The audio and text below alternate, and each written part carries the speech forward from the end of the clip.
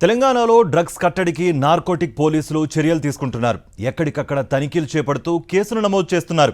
తాజాగా చేపట్టిన తనిఖీల్లో మాదాపూర్, గచ్చిబౌలి పబ్బుల్లో డ్రగ్స్ సేవిస్తూ డీజే సిద్ధార్థ్ పోలీసులకు అడ్డంగా దొరికిపోయాడు. బెంగళూరు రేవ్ పార్టీ మరొక ముందే హైదరాబాద్లో ఈ డ్రగ్స్ కేసు సినీ వర్గాల్లో కలకలం రేపుతోంది. హైదరాబాద్లో మరోసారి డ్రగ్స్ తీవ్ర కలకలం రేపింది. డ్రగ్స్, గంజాయి, మత్తు పదార్థాల విక్రయాలపై పోలీసులు ఉక్కుపాదం మోపుతున్నా ఏదో ఒక చోట బయటపడుతూనే ఉన్నాయి. ఈ నేపథ్యంలో పోలీసులు డ్రగ్స్ విక్రయాలపై ప్రత్యేకంగా ఫోకస్ పెట్టారు. సైబరాబాద్ ఎస్ఓటీ అధికారులు నగరంలోని పలు పబ్లకు రెగ్యులర్గా వెళ్లే వారిపై నిఘా పెట్టారు. 16 మందిని పిలిపించి డ్రగ్స్ కిట్స్ ద్వారా యూరిన్ టెస్ట్ చేశారు. టెస్టుల్లో 3కి పాజిటివ్ వచ్చింది. డీజే ప్లేయర్ సిద్ధార్థతో పాటు మరో 2 డ్రగ్స్ తీసుకున్నట్లుగా నార్కోటిక్ బ్యూరో అధికారులు నిర్ధారించారు. మరో వ్యక్తి స్వరూప్ కూడా డ్రగ్స్ తీసుకున్నట్లుగా బయటపడింది.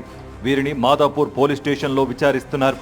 గత కొంతకాలం నుంచి సిద్ధార్థ పెద్ద మొత్తంలో కోకాయిన్, గంజాయి, డ్రగ్స్ తీసుకుంటున్నట్లుగా నార్కోటిక్ బ్యూరో అధికారులు గుర్తించారు. అనేక పబ్బుల్లో సిద్ధార్థ డీజే ఆర్టిస్ట్గా చేస్తున్నాడు. దీంతో అతనితో కాంటాక్ట్లో ఉన్నవారిపై నార్కోటిక్ అధికారులు ఫోకస్ పెట్టారు. సిద్ధార్థ్ సోషల్ మీడియా అకౌంట్లో సినీ తారలతో ఉన్న ఫోటోలు హాట్ టాపిక్గా మారాయి.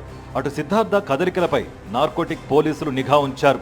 మాదాపూర్, గచ్చిబౌలిలోని పబ్బులకు తరచూ వెళ్లి డ్రగ్స్ సేవించేవాడని సమాచారం.